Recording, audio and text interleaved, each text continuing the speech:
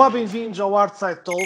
Hoje tenho à conversa comigo o escultor Pedro Figueiredo. Bem-vindo, Pedro, tudo bem? Olá, tudo bem? Boa noite, obrigado. Pedro, eu estive a estudar um pouco mais do teu percurso e do teu currículo. Tens uma carreira já longa, com quase 20 anos, um rol fantástico de exposições e participações e colaborações em espaços de alta qualidade.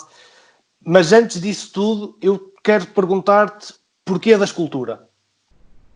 Olha, é assim, a escultura não apareceu logo de imediato. Ou seja, sabes que normalmente quando somos crianças começa a aptidão do desenho e é evidente que começamos a construir as nossas pecinhas, a nossa parte tridimensional com a plasticina e ficamos sempre com aquele bichinho. Entretanto, eu fui crescendo, como é lógico, e sabes que a sociedade deve ter acontecido contigo, e com a maioria dos artistas, a sociedade tenta desviar as pessoas, os nossos próprios pais, das artes, porque há aquela ideia que não é futuro para ninguém, que é difícil viver das artes.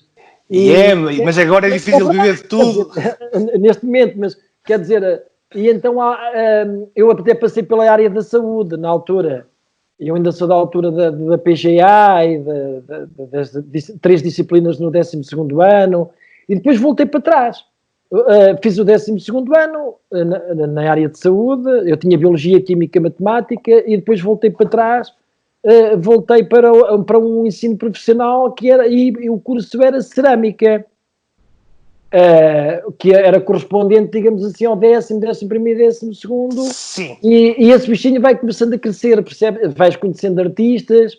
Aliás, eu tinha professores que eram escultores e pintores, e vais percebendo um bocadinho o mundo das artes, porque eu nunca abandonei, na realidade. Eu fazia um bocadinho, apesar de o desenho, eu nunca o abandonei, sempre tive essa paixão. Pois, porque isto é uma questão que eu tenho, é assim, é como estavas a dizer, a escultura acaba por ser uma área em que não é normalmente o mais normal dos miúdos, é brincar com os desenhos, Claro. E eu tenho uma noção da escultura, eu sou sincero e aponto a minha falha aqui, que não tenho tanta noção de qual é que é o processo. Por exemplo, tu em escultura, quando estás a fazer uma peça, tu tens margem para fazer esboços, para experimentar, para entrar. Olha, num... Claro, eu estou a perceber perfeitamente o que estás a... É assim, a escultura tem, era isso que eu ia dizer, que eu tirei o curso de cerâmica e percebi, havia a parte da escultura e da pintura e da cerâmica. A cerâmica não via a parte da cerâmica, muito sinceramente, como uma parte artística. Via mais como utilidade nesse aspecto. Sim. E então havia, digamos assim, estes ramos da pintura. Hoje fala-se mais nas artes plásticas, mas ali nessa altura, em 94, portanto já lá vão 26 anos, falava-se um bocadinho só pintura e escultura. E eu pensei assim, a escultura atraía mais porquê? Porque englobava mais tudo, parecia-me a mim mais completo, ou seja, era o desenho, era a própria pintura, que também é necessária, e a escultura, a parte tridimensional. E isso atraía-me mais. Foi por causa disso a minha diferença entre a pintura e a escultura. Também gosto muito de pintura, como é lógico.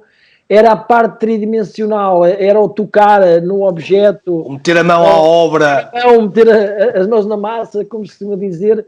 Isso aí fez-me, digamos assim, desviar-me mais para a escultura. E até porque também tinha professores que eram escultores, há ali assim aquela influência das pessoas que andam ao nosso lado. E comecei a perceber o que era o mundo da escultura, e foi assim que entrei na escultura. Quer dizer, que me apaixonei, porque isto depois torna-se uma paixão, um vício. Sim. E depois torna-se também uma necessidade de fazer escultura. Porque tu aprendes a exprimir-te por aí e a largar parte da essência. Pedro, eu gostava que tu falasses um bocadinho do teu trabalho enquanto escultor, da tua estética. Tu tens uma estética muito própria, pá. E gostava que tu me... Isto não apareceu, tu não começaste com uma estética própria, de certeza.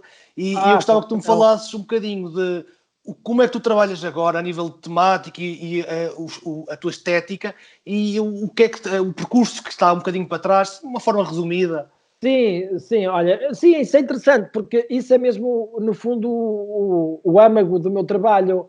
Ou seja, o que é que acontece? Inicialmente, eu sempre fui um bocadinho apaixonado, porque, no fundo, tudo o que tu utilizas, quer para o teu trabalho, são pretextos, ou seja, tu tens uma linguagem que vais criando, quase inconsciente, e também, claro, que também tu acabas por ter história da arte, crítica da arte, e vais conhecendo artistas, o mundo da arte, da história da arte, e leva-te a teres influências de outros artistas, de colegas que estão ao lado, isso não há volta a dar. Nós não vivemos sozinhos. Sim. Isto não se trata de cópia, porque muitas vezes fala-se, aquele imita este, aquele imita aquele. Não, a arte, já ninguém inventa nada. A arte são reinterpretações, influências influências. E claro que depois há pessoas que têm um trabalho muito mais parecido com um artista que nós conhecemos e outros com outro. Isso é evidente, isso vai ser toda a vida assim. O que é que acontece? Eu parti da figura humana, mas para mim a arte, e aqui é que está o cerne da questão, Diogo, é aqui que eu quero chegar. O que eu entendo por arte, a arte não é...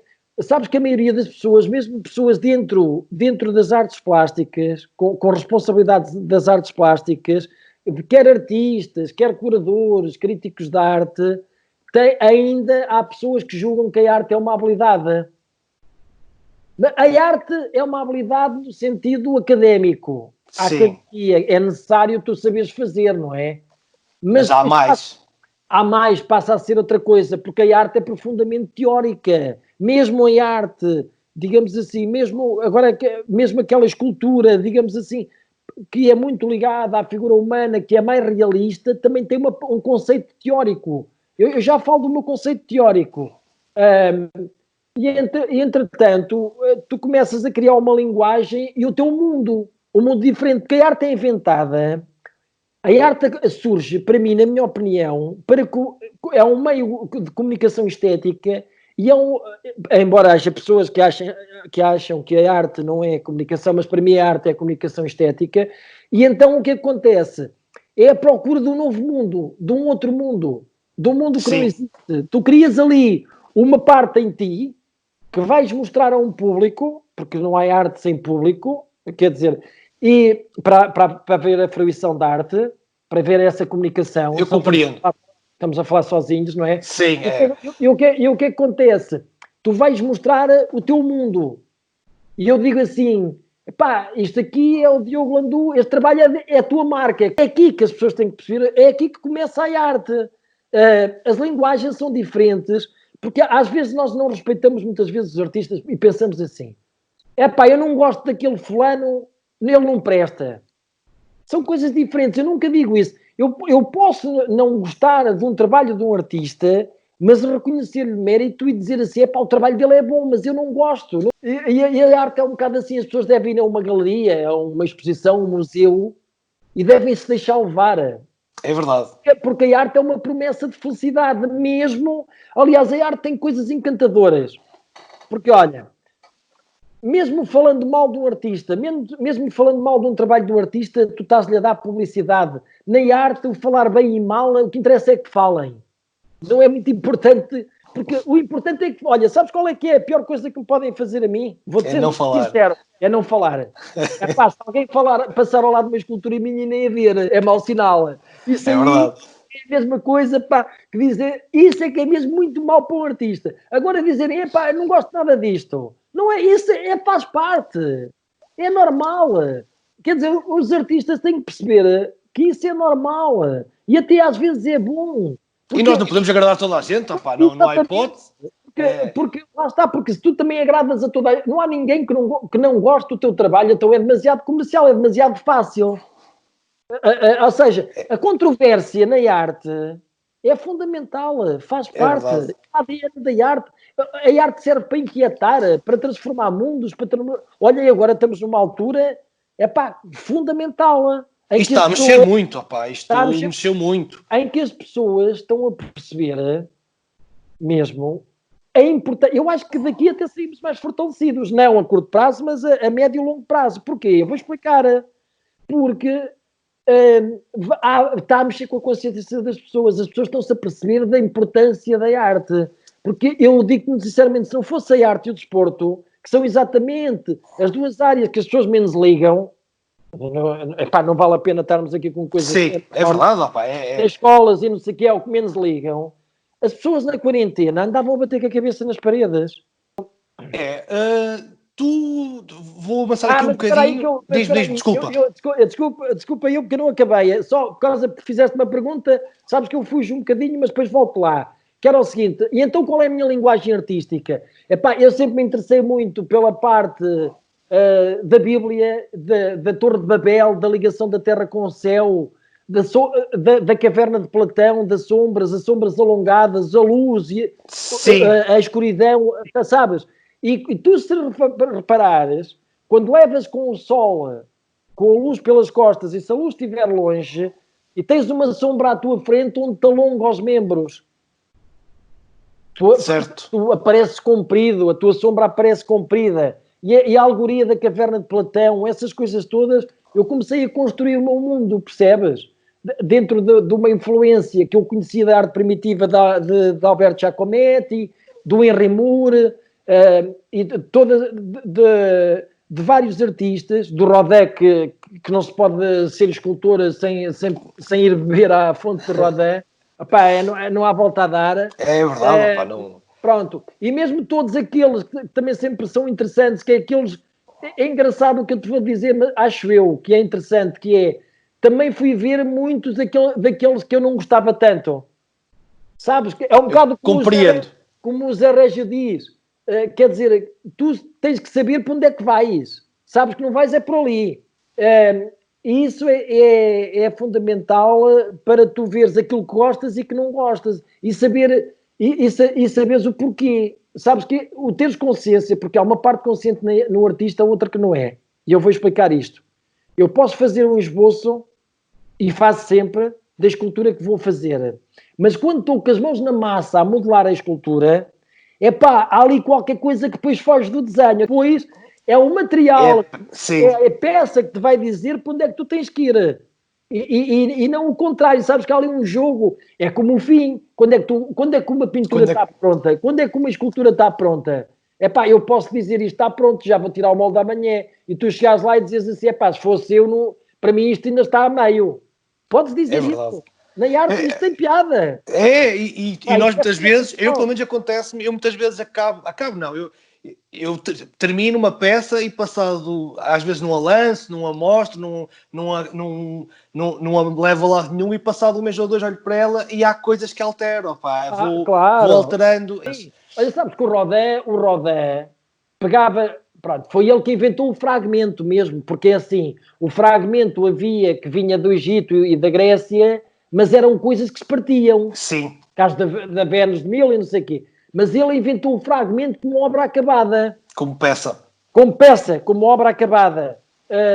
Que é uma coisa interessante, que não é a mesma coisa que uma peça ter partido. Claro. E pronto. E o que é que acontece?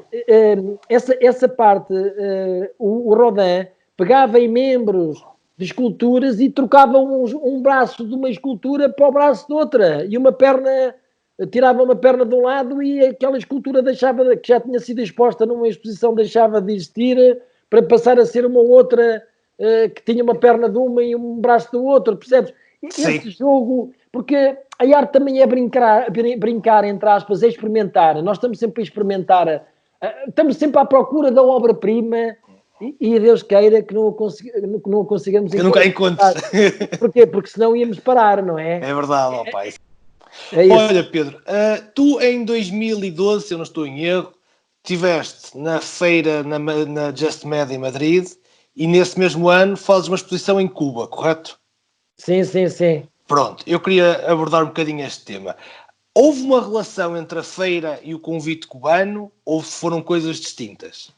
Foram coisas distintas. Portanto, o convite cubano o José Sacramento e o Nuno Sacramento têm uma forte ligação, como tu sabes, a Cuba. Na altura até mais o José Sacramento, isso foi em 2012, já foi há 8 anos, e depois combinámos os dois, começámos a falar, sabes, aquela conversa de café, e começámos a falar na possibilidade de eu lá poder fazer uma exposição, e como é que se iam levar as peças para lá. Aquela logística toda, a escultura tem esse problema maior que a pintura. Isso não é uma novidade para ninguém, os transportes é complicado. E pensámos, epá, então se calhar o melhor é trabalhar lá, ir para lá trabalhar. E tu estiveste lá a viver, pois. Eu estive a viver com eles, quer dizer, epá, foi uma experiência. Conta-me lá um bocadinho disso. Olha, foi uma experiência para o resto da vida. Eu escrevia um livro, sei lá, Ora, 2012, o Fidel Castro estava vivo e no poder, certo? Estava. Portanto, aquilo estava mesmo fechado.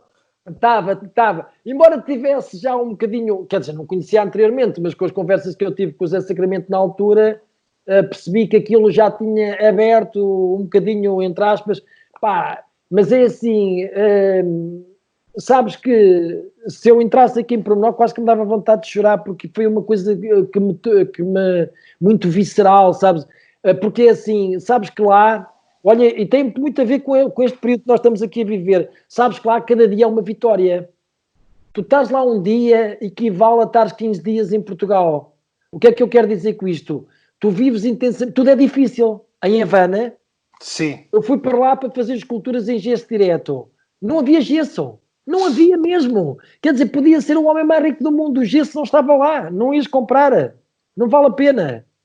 Portanto, isto obriga-te. Obriga-te. Lá todos os dias, todos os minutos são uma vitória. Aquilo é tudo transpirado. Sabes? Desde almoçares, jantares, precisares de um lápis para desenhar, de uma folha também para desenhar.